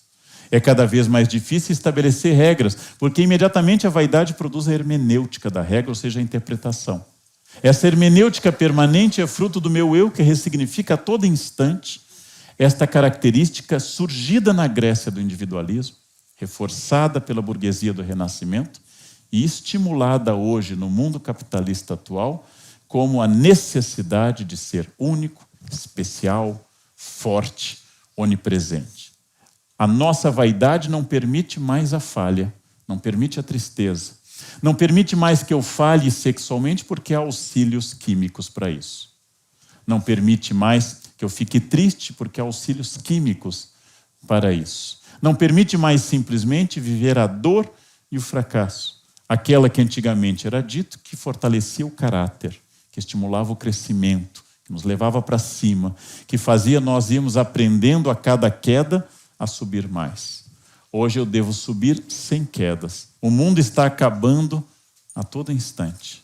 E essa individuação nossa aumenta com essa sensação de fim de mundo, com essa sensação absoluta de que a nossa vaidade há muito tempo deixou de ser um defeito e passou a ser uma virtude sólida. Talvez a virtude mais esperada de todas. É função dos pais estimularem o novo nome, que é a autoestima. É função dos pais eliminarem a depressão, a dor e o choro. Nós não podemos mais conviver com essas coisas que animaram a humanidade em tempos passados. Se era famosa a oração do Salmo de Profundis, do fundo do abismo clamo a vós, Senhor, as pessoas que estão no fundo do abismo imediatamente tomam algum metro de ascensão e trocam. Nós não consertamos mais coisas e nós não consertamos mais relações humanas, nós trocamos. E ao trocar sapatos, computadores e pessoas que amamos por outras pessoas, vamos substituindo a dor do desgaste pela vaidade da novidade. Ao trocar alguém, creio, imediatamente eu me torno alguém mais interessante. E não percebo que aquele espelho continua sendo o drama da minha vaidade. Que o que eu não tolero na pessoa anterior é que ela me mostrou o quanto eu estou decaindo, envelhecendo ou sou desinteressante. E na nova pessoa eu exploro o quanto eu quero ser interessante, instigante e assim por diante. É fascinante que o nosso mundo hoje tenha eliminado a humildade como virtude. É fascinante, por exemplo, que nós aceitemos todo e qualquer elogio, porque dentro de nós há, segundo os místicos medievais, um demônio esperando isso. O demônio da soberba, o demônio da vaidade, aquele que acredita o que não pode ser acreditado, como Lúcifer um dia acreditou que ele podia ser igual a Deus, apesar de ele saber que um arcanjo criado jamais poderia ser igual a Deus. Ou seja, repetimos, e é aí que a natureza humana entra, o pecado de Lúcifer. Isso vai acontecer comigo, e brigamos permanentemente por esse ego insaciável que mais uma vez eu lembro, os budistas centraram fogo nele. Porque eu prefiro ser perseguido a ser ignorado. Eu prefiro que o professor pegue no meu pé que não saiba onde fique o meu pé. Eu prefiro parecer a vítima da sala do que parecer o Gasparzinho da sala, desaparecido e anônimo. Eu prefiro tudo menos não ser visto. Porque viver hoje é ser visto. E se eu não fotografar o que eu como, se eu não falar onde eu fui, se eu não tirar fotos, se eu não fizer tudo isso, não fui. Ver é viver. E ser visto é ter certeza que eu vivi. Volto ao Calderon. Se o homem escolher pudera, ele saberia que tudo aquilo que parece fazer bem aos outros é, na verdade, um engano de vaidade. A todo instante a minha vaidade é testada. E como eu não gosto de dizer que eu sou vaidoso, eu a disfarço através de recursos, por exemplo, de humildade, baixando a cabeça, ficando vermelho, não concordando, mas balançando a cabeça, no fundo dizendo, fale mais, porque todo espelho diz sempre para a bruxa a mesma coisa. Espelho, espelho meu, haverá alguém mais bonito do que eu? Sempre responderá para a pessoa que pode quebrá-lo. Não, você é a mais bonita. E fazendo essas questões, eu acabo sustentando este grande vício contemporâneo crescente da vaidade. Temos que nos conformar que a vaidade seja uma instituição. Temos que nos conformar que a vaidade esteja presente entre nós permanentemente. Temos que aprender a lidar com ela para não ficar com falsas humildades. Temos que aprender que sempre haverá alguém mais hábil do que eu, sempre alguém melhor, sempre alguém acima. E aí, a única maneira de eu não ser vaidoso e pensar apenas em mim é eu parar de me comparar com os outros. Ou seja, eu devo pensar apenas em mim. E essa é a dialética que encerra toda e qualquer vaidade. Não tem jeito. A maioria das pessoas se considera invejada, mas não invejosa. Sempre que falamos da inveja, é na terceira pessoa. Primeira característica da inveja, além de ser envergonhada, é que ela jamais se refere a alguém distante, sempre a alguém próximo. Ninguém daqui desta sala hoje ou do nosso auditório tem qualquer inveja das conquistas de Júlio César. A grande carreira de 16 anos no poder de Napoleão não causa dores. Que raiva que eu tenho de Napoleão, porque conquistou grande parte da Europa. Ninguém diz isto, mas o cunhado, o vizinho, a síndica, o colega de trabalho. A inveja se dirige a alguém próximo. Eu perdoo o sucesso de alguém distante. Eu jamais perdoo o sucesso de alguém próximo. Quanto mais próximo, pior, porque estabelece o dado da comparação. Não importa quanto eu ganho, diz uma pesquisa famosa americana. Importa que eu ganhe mais do que as pessoas ao meu redor. Os americanos estudaram quanto dinheiro é necessário para a felicidade. E descobriram que tanto mais é necessário quanto mais próxima for a pessoa de mim. Há uma pesquisa que demonstra que se eu ganhar a hipótese de R$10.000 e me for oferecido um aumento de 15, e os meus colegas ganharem também 15, eu prefiro ganhar 12 que eles continuem ganhando 10. Eu prefiro perder para que eles não ganhem. Quanto mais distante, menos a inveja. Porque a inveja é, como diz desde o início a palavra invidere, a incapacidade de reconhecer uma falha minha e se concentrar no outro. Logo, a inveja é a origem da falta da máxima socrática do conhece a ti mesmo, inscrita no templo de Apolo. Como eu não me conheço, e pior, aquilo que eu conheço eu não gosto, é melhor eu dizer que o meu fracasso se deveu à inveja. Por que você não foi feliz? Muita gente invejosa. Porque reconhecer seu próprio fracasso é uma das coisas mais difíceis do mundo. A inveja é dolorosa porque ela se refere sempre ao reconhecimento de uma homenagem indireta a quem eu invejo. Invejar o corpo, a renda, a habilidade de alguém, sua sociabilidade ou sua inteligência, é dizer que este corpo, esta renda, essa sociabilidade e essa inteligência são acima das minhas. E isto é doloroso reconhecer. A inveja é sempre amargurada, porque a inveja nasce do reconhecimento da minha fraqueza. Ser feliz com a felicidade alheia é um grande desafio. Logo no primeiro livro da Bíblia, na tradição judaico-cristã, no livro do Gênesis, o capítulo 4 traz a primeira história permanente de inveja, se não considerarmos que o próprio Lúcifer teria tido inveja do homem criado por Deus, na versão de Milton. Caim, agricultor, Abel, pastor. Adão conheceu Eva, sua mulher, e ela concebeu e deu à luz Caim. E disse: possuí um homem com a ajuda do Senhor? E deu em seguida à luz Abel, irmão de Caim. Abel tornou-se pastor e Caim lavrador. Passado algum tempo, ofereceu Caim frutos da terra em oferenda ao Senhor.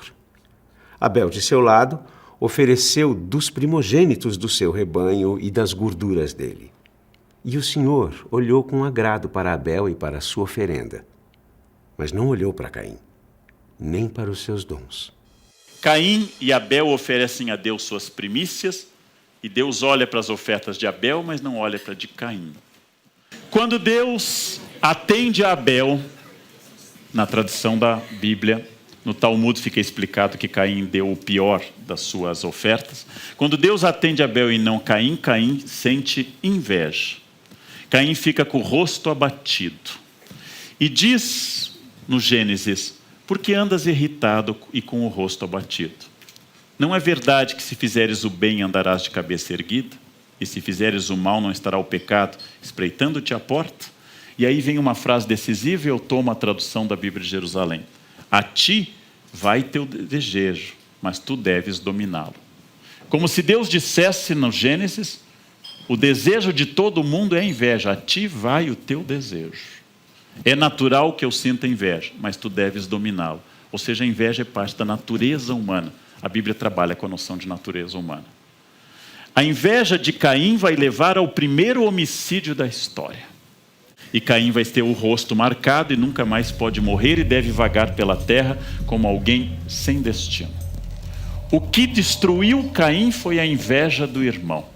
A inveja entre irmãos aparece em Esaú e Jacó, José e seus irmãos. A inveja do irmão é terrível. A inveja do irmão nasce do elemento mais próximo, aquele que não consegue se alegrar com o sucesso alheio. Naturalmente, com exceção das nossas famílias, as famílias bíblicas são marcadas pela inveja. Ao contrário das nossas, marcadas pela harmonia absoluta de festas de Natal, tornadas felicidade plena, a nossa inveja é bíblica.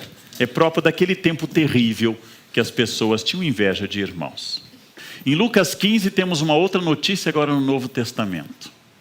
Jesus se dispõe em Lucas 15 a contar a história de 3 parábolas de misericórdia. Mas o mais importante começa no versículo 11. A parábola que o título, dado muito posteriormente do filho pródigo, nos faz perder um pouco noção das coisas. Um homem tinha 2 filhos. O mais moço disse a seu pai: meu pai, dá-me a parte da herança que me toca. O pai então repartiu entre eles os haveres. Poucos dias depois, ajuntando tudo o que lhe pertencia, partiu o filho mais moço para um país muito distante. E lá dissipou a sua fortuna vivendo dissolutamente. Depois de ter esbanjado tudo, sobreveio àquela região uma grande fome, e ele começou a passar penúria. Entrou então em si e refletiu: quantos empregados há na casa de meu pai que tem pão em abundância, e eu aqui estou a morrer de fome? Levantou-se, pois, e foi ter com seu pai. Meu pai, pequei contra o céu e contra ti. Não sou mais digno de ser chamado teu filho. Mas o pai falou aos servos: trazei-me depressa a melhor veste e vestilha, e ponde-lhe um anel no dedo e calçado nos pés. Trazei também um novilho gordo e matai-o. Comamos e façamos uma festa. A parábola tem o nome O Filho Pródigo. E esse nome, dado muito posteriormente ao texto de Lucas, não é original do texto, nos faz crer que o centro da parábola é o filho pródigo. E faz esquecer aquilo que acontece logo em seguida. O filho mais velho chega ao pai e diz o seguinte: há tantos anos eu te sirvo, jamais transgredi um só de teus mandamentos, e nunca me deste um cabrito para festejar com meus amigos. Contudo, veio este teu filho que devorou teus bens com prostitutas, e para ele matas um novilho cevado. A tristeza do irmão é pura inveja. O que é interessante é que o filho invejoso, que Rembrandt representou num lindo quadro, o filho invejoso olhando de trás, dizendo: eu cumpri toda a lei. Sabemos que a parábola é uma crítica aos fariseus. Eu cumpri toda a lei. Eu fiz tudo o que eu devia fazer. Por que eu estou errado? E aí vem a mensagem: cumprir a lei não é o bastante. A misericórdia deve superar a lei. O irmão invejoso é a chave da parábola, porque é a crítica que o irmão invejoso encarna daquelas pessoas que dizem, como todas as pessoas puras e virtuosas: eu nunca traí o meu marido, eu nunca traí minha esposa, eu sou uma pessoa fiel. E a parábola está nos dizendo que ser fiel é parte muito pequena da ideia de amor. Porque ser fiel apenas significa que por medo ou falta de oportunidade eu não fiz isso. Ser fiel é parte do problema. O problema maior proposto por Lucas 15 é o amor superando a lei, a misericórdia superando a regra, a dedicação, a caridade, a generosidade superando a inveja. Na Bíblia temos dois protótipos, dois modelos de inveja. São dois modelos clássicos que vão aparecer também na Divina Comédia e na grande literatura. Iago, inveja Otelo.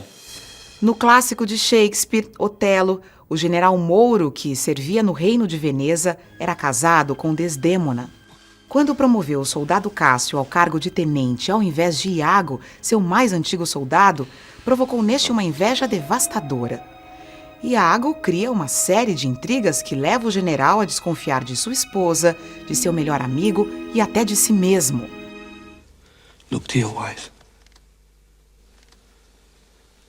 Observe her well with Cassio. In Venice, they do let heaven see the pranks they dare not show their husbands. Their best conscience is not to leave undone, but keep it unknown.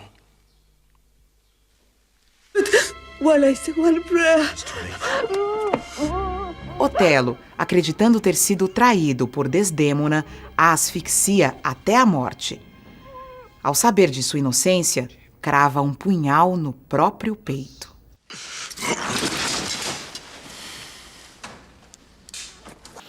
A inveja levando ao ciúme. Iago também representa a pessoa que, não tendo sido promovida, não faz um minuto de reflexão. Por que eu não fui promovido? Será porque eu não tenho tanta capacidade? Será porque eu tenho menor desenvoltura? A resposta dele é que o mouro, injustamente, prefere o amigo do que a ele.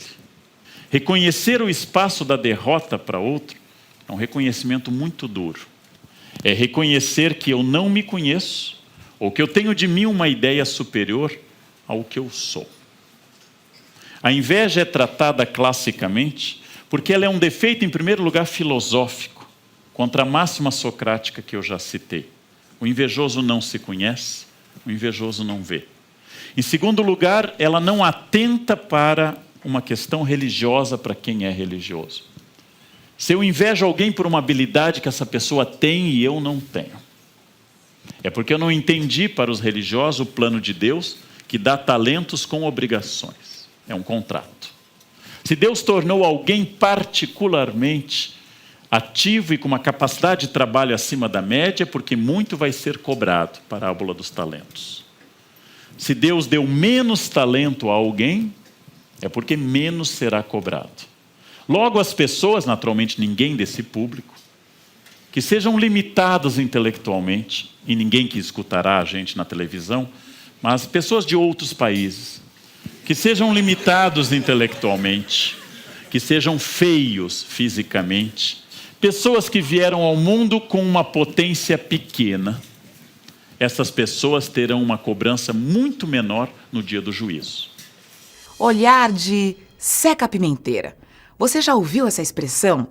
Na nossa cultura, o que não falta são simpatias, truques e amuletos para se proteger da inveja. Esse olhar que a gente acredita que está sempre à nossa espreita. Toda inveja vem pelos olhos. e eles que serão costurados no purgatório. Toda inveja vem pelo olhar. Logo, a primeira coisa é que os amuletos contra a inveja contêm olhos, como o famoso olho grego ou olho turco. A primeira coisa que eu faço contra a inveja é lançar o olho contra o olho. Um olho de boi, de fato, jogado num copo d'água na porta de casa. Quando ele flutua, ele absorveu a inveja negativa. É claro que toda matéria orgânica tende a flutuar. Mas claro que a superstição também não leva em conta detalhes de carbono ou de matéria orgânica. Usar o olho é muito importante. Sinais fálicos, sinais de referência peniana, defendem da inveja. A figa, um sinal fálico clássico. Alguém lhe olha e diz: como você está bem hoje. Imediatamente façam uma figa e coloquem contra o externo, um dos chakras mais importantes do corpo. Isto vai fazer com que a energia volte à pessoa imediatamente. Vocês se fecham fazendo uma figa. A figa feita de madeiras como raiz da Guiné, a figa protege contra a inveja. Sendo a inveja também fruto do olhar e de um mau fluido, ela pode ser derrubada por plantas mágicas, como a própria Guiné citada, a arruda. A arruda afasta qualquer elemento negativo.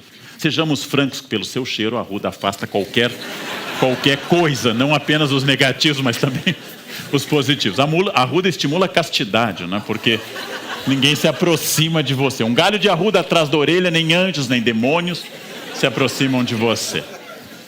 Também, na tradição brasileira, a espada ou a lança de São Jorge são plantas que lutam contra a inveja. A pimenta, o comigo ninguém pode, a Dieffenbach pique, uma planta venenosa, é importante, plantas venenosas defendem da inveja. O manjericão e o alecrim afastam da inveja. A medalha de São Bento contém um exorcismo, cruz sacra sit mihi lux, que a cruz de Deus seja a minha luz, non draco sit mihi lux, que o veneno do demônio seja jogado contra ele mesmo. Ela defende de roubos e de inveja. Para defender de roubo, eu recomendo que ela não seja de ouro, que ela seja de um metal mais simples. Muito importante, o sal grosso. O sal grosso é um dos elementos mais baratos para defender da inveja. Elemento religioso, o demônio tem ódio ao sal. Era costume antigo se jogar sal pelas costas para atingir o olho do demônio invejoso. No trato popular, o uso da figa, o uso de banho de sal grosso, o uso de plantas em geral, orações contra a inveja, orações contidas no popular livro de São Cipriano da Capa Preta, são todas práticas mágicas que tentam devolver esse evil eye, esse olhar demoníaco, que nós em português chamamos simpaticamente de olho gordo. O olho gordo é uma instituição fruto das tensões vicinais de sociedades rurais, tensões entre vizinhos. Eu plantei uma macieira, meu vizinho também. Acontece que a macieira do vizinho frutificou e a minha morreu. A única explicação possível é a inveja. Eu tive filho na mesma época que meu vizinho e meu filho morreu. Eu não posso explicar que eu cuidei menos, ou que meus genes são inferiores, ou que a mortalidade infantil me atingiu. É a inveja do vizinho. A inveja atinge sempre a explicação mais fácil, óbvia e interessante para eu poder pensar o fracasso. Logo, psicanaliticamente, saindo do campo mágico e religioso, a inveja é aquilo que deve levar um psicanalista ao ouvir de seu paciente, deve ouvir um psicólogo ou um psicanalista quando ele confessa a inveja, de que ali está um dos campos mais ricos para eu conhecer a pessoa. Porque a todo dedo, diz o velho mestre Eckhart, a todo dedo que eu aponto para alguém, acusando de algo, há 3 dedos apontados para mim. Tudo que eu noto no outro é porque me falta, me dói, e é um espaço de vazio. Saber o que eu invejo é sempre um espaço possível para eu interpretar o que me falta. A inveja como um processo de transferência, trabalhado, por exemplo, por Melanie Klein, que vai dizer que desde muito cedo uma criança tem inveja da mãe porque ela é a fonte do leite. E que uma criança tem inveja da outra, e que uma criança tem 10 brinquedos à sua frente, e não está brincando com nenhum, Mas de repente uma outra criança pega um brinquedo. Não são os filhos de vocês, são as crianças de outras cidades, de outros lugares. Diz a Klein que quando alguém pega o meu brinquedo e começa a brincar, e eu tenho 1 ou 2 anos, eu não tenho cobiça daquele brinquedo. Isso é falso. Eu não tenho sentimento de posse daquele brinquedo. Isso é falso. A noção de propriedade privada não está definida, ainda que o pronome possessivo meu já exista. O que eu tenho inveja é da alegria de quem está brincando. E eu tiro o brinquedo das mãos dessa criança, porque eu não tolero que ela seja feliz com o meu brinquedo. Só que nem isso eu vou poder dizer com 1 ano de idade. Eu vou dizer, meu, dá. Porque o que eu não tolero é a felicidade do outro. Com 1 ano, com 2 anos. Estuda sobre a inveja infantil como um processo em que me incomoda, que eu já percebi, que quando eu estou no restaurante, sozinho, numa mesa não muito animada, e a mesa do lado está falando alto e cantando e bebendo, eu começo, mas como eles falam alto, né? Ao dizer como eles falam alto, estão cantando parabéns. Eles deviam ser mais discretos, parabéns a você. Mas eles cantam a plenos pulmões, parabéns a você. E eu estou irritado com isso, porque naturalmente aquela mesa é mais feliz do que a minha. E a minha está mais apagada, opaca. E ao invés de dizer que eu estou numa mesa que não deu sorte quanto à química social, eu vou dizer que gente escandalosa, vocês não sabem que estão em local público, que é obrigatório parecer infeliz como todo mundo, e discreto e rebaixado.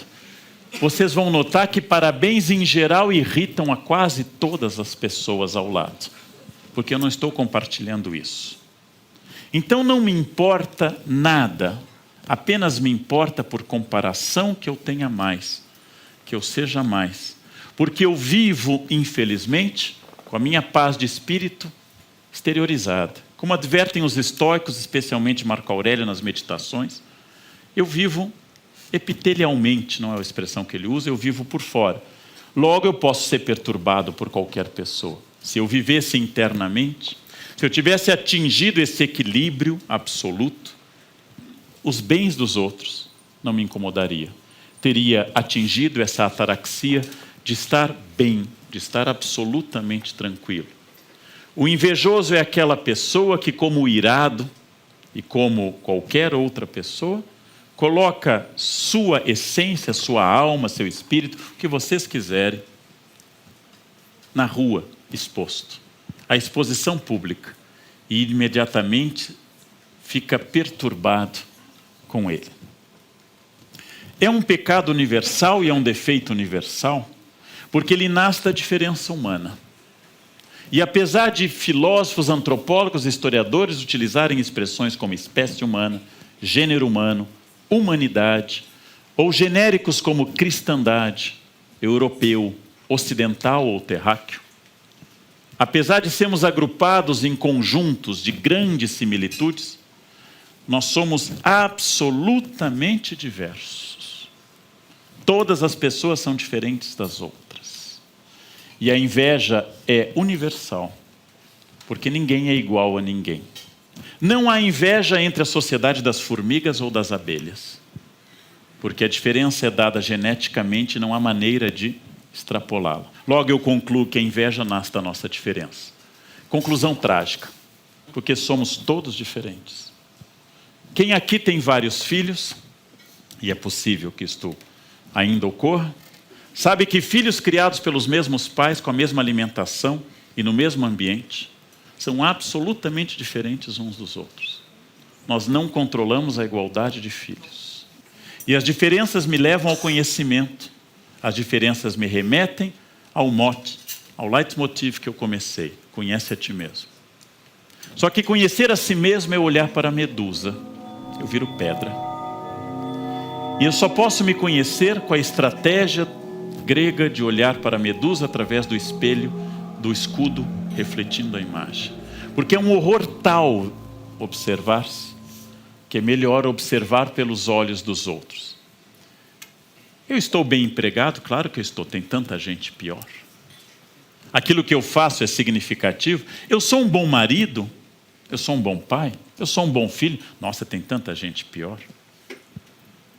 olhar para aquilo que eu sou de fato é tão desafiador que o pecado doloroso e envergonhado da inveja, o pecado mais envergonhado de todos os pecados, é a melhor solução para eu não me olhar. Então, na verdade, a inveja esconde algo que poucos filósofos notaram. A inveja esconde aquilo do poema famoso do mal secreto, esconde aquela dor que eu prefiro tudo a parecer dolorido, fraco ou fracassado. Se a cólera que espuma a dor que mora n'alma e destrói cada ilusão que nasce, tudo o que punge, tudo o que devora o coração, no rosto se estampasse, se pudesse o espírito que chora ver através da máscara da face, quanta gente, talvez, que inveja agora nos causa, então piedade nos causasse. Quanta gente que ri, talvez consigo guarda um atroz recôndito inimigo como invisível chaga cancerosa. Quanta gente que ri, talvez existe, cuja ventura única consiste em parecer aos outros venturosa. A inveja esconde minha falta de convívio com os meus fracassos, e a inveja esconde, histórica, literária e teologicamente, minha dificuldade de pensar, minha dificuldade de me ver. A inveja é fruto da falta de autoconhecimento. Pecado permanente, ela é também uma chave maravilhosa para nós indicarmos a capacidade de superá-la. Porque onde eu sentir inveja, onde eu observar alguém que tem algo que eu tenho tristeza pela alegria alheia, eu teria a chave de ouro e o caminho correto para atingir o meu conhecimento. Teria o caminho daquilo que Paulo chamou um espinho na carne, o caminho para conhecer meus defeitos. E principalmente, mais grave que os meus defeitos, os defeitos que eu não vejo ou que eu não quero ver. Uma habilidade superior à minha mostra sempre o espaço daquilo que eu não sou. Como pensava Nietzsche que o ser humano é uma corda retesada entre esse Übermensch, esse além do homem, e o nada. E como eu estou sempre nesta oscilação entre o que eu desejo ser, que é o Übermensch, e o nada. E como o nada, infelizmente, é muito frequente. E o além do homem, o Übermensch, é menos frequente. Como eu estou cercado dos meus fracassos, e para cada dia maravilhoso da minha vida, eu tenho dezenas de dias tediosos. Como eu tenho diante de mim a todo instante meu fracasso permanente, ao invés de me tornar humilde, ao invés de me tornar senhor de mim como um ser incompleto, a dor é tamanha por essa incompletude que eu prefiro apelar a uma espécie de ópio, que é achar que o problema não é comigo, mas é com o outro. E esta espécie de ópio, o nome mais genérico dela é inveja. A inveja é o indicativo maior de todo e qualquer conhecimento que eu possa ter sobre mim ou sobre o outro. O único problema intragável, o único vazio absoluto, o único espelho de Dorian Gray, citando Oscar Wilde, em que eu não posso olhar porque exatamente ali está o meu eu medonho. Eu tenho que colocar o espelho de Dorian Gray no sótão, porque no momento que eu rasgar esse espelho, eu vou voltar a ser quem eu sou, nu.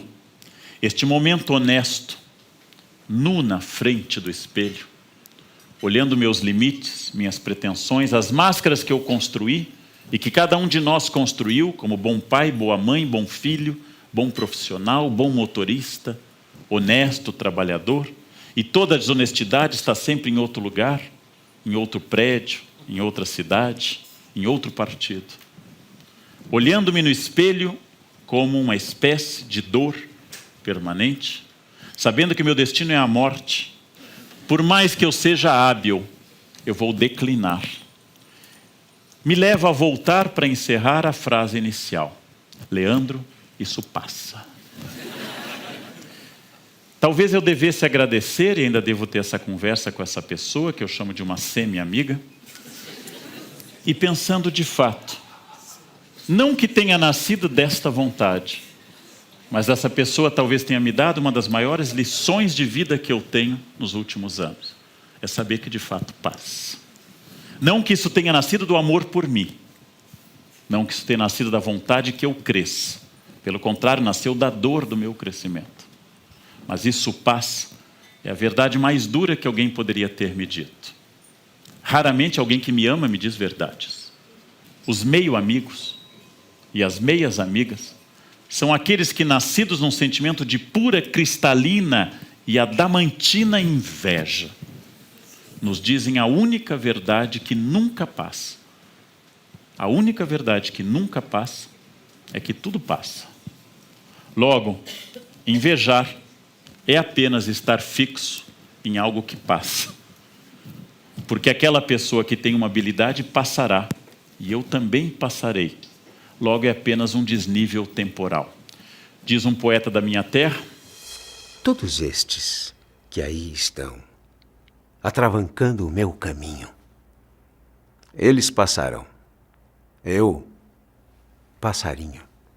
Mário Quintana nos lembrou exatamente que se eu não posso, e eu com ele encerro a fala, se eu não posso nunca ser o melhor em nada, se eu não posso nunca ter um bem permanente como beleza ou dinheiro, se eu não posso nunca ter nada que não possa ser alvo de inveja, ou que não tendo seja inveja de outrem, a única coisa que eu posso ter é ter a alegria de olhar para passarinhos, ou seja, de ser feliz. A inveja, talvez, e para encerrar de fato, seja um grande erro, porque ela impede que eu seja feliz. E talvez seja isso a coisa mais dolorosa da inveja. Ela me torna infeliz ao não pensar naquilo que eu tenho.